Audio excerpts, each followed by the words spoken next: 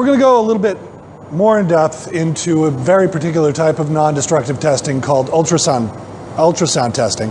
There's two distinct categories of UT testing, and that is pulse and echo, which uses a single probe, or through transmission, which uses two probes.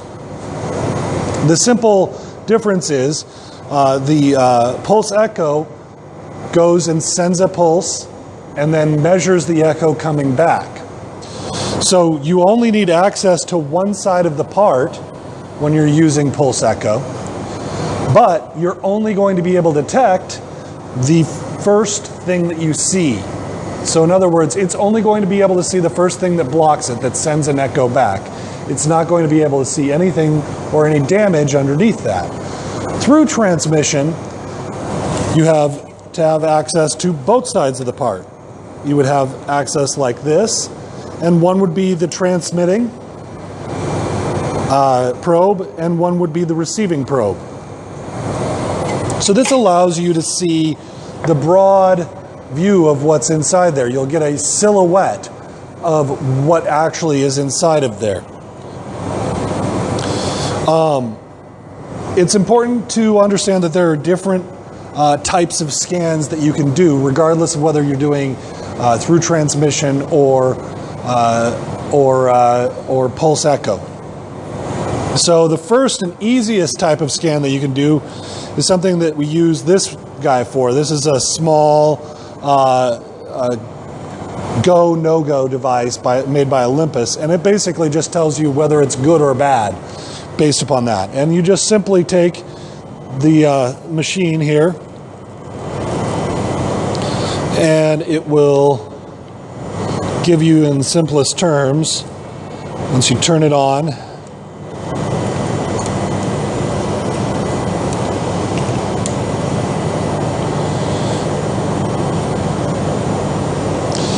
so you put it on a part, and you always need to use couplant.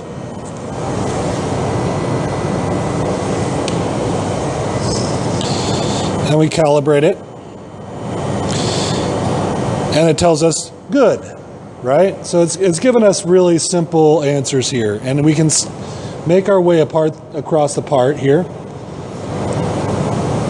And we can see that it is good.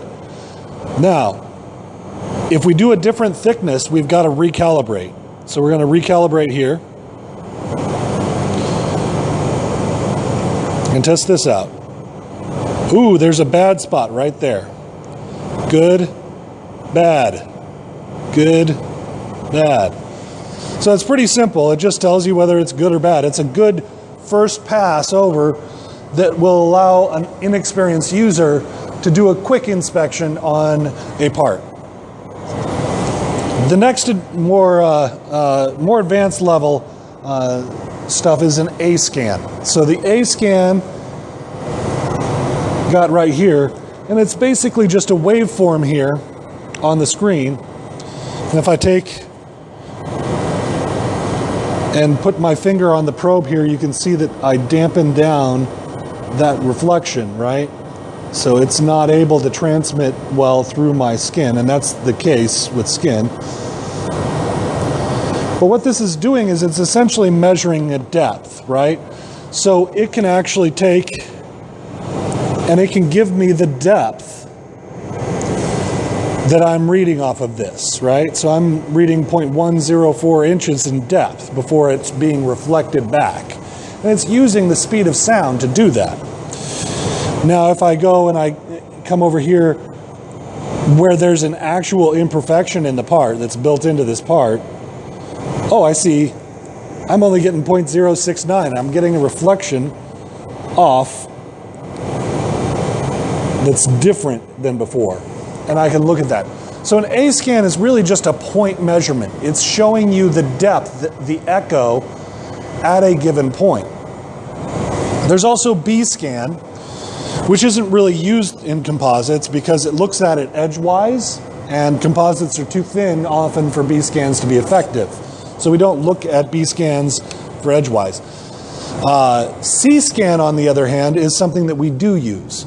So C-scan is where we take this data and we scan it across the part and we create a two-dimensional representation. So in order to do a C-scan, we need to have something that actually measures or encodes the actual position of the probe so that it can show where these are. So think about an A-scan like a pixel and a C-scan like a picture on your television screen. Okay? Now there are a lot more advanced things out there, including phased arrays, right? So this is a probe here, but it has multiple probes inside of here, multiple transducers that are producing pulses.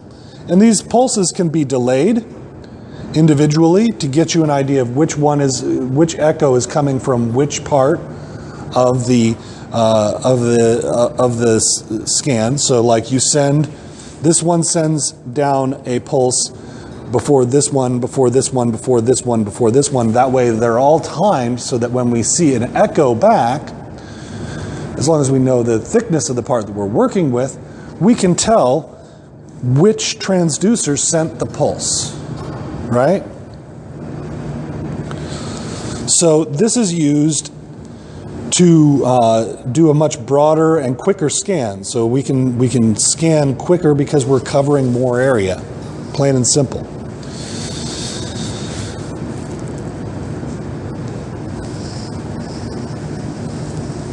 So there are some limitations to ultrasound testing and inspection. The first being you typically need water or this gel, this glycerin gel, in order to transmit the sound between the probe and the part. And this can be problematic if you've got parts that you need to make sure are contaminant free. Calibration standards are needed. So these are standards right here. So I need a standard for every single material I'm going to measure, right? So this is our standard for carbon fiber. You need to consider the size and the type of defect that's concerned. You also need to know something about the structure that you're measuring. How thick is it supposed to be? Are there structural elements that make that thickness different in some places than in others? So for instance, okay, I've got a skin here. The skin is bare for a while, but then it has some spar sections that are attached to it and bonded to it. Well, I need to know where those spar sections are, and I need to know how thick those are as well in order to properly understand and interpret the data that I'm getting out of these machines. All of this requires a special level of skill. We're not going to get to the point where we're NDI experts here in this class. There are many programs out there that do go into NDT and NDI to a greater depth and get you actual certification for that. Basically, what you'll come out of this program knowing how to do is operate the simplest of devices and know a little bit about how you use a little bit more complex devices.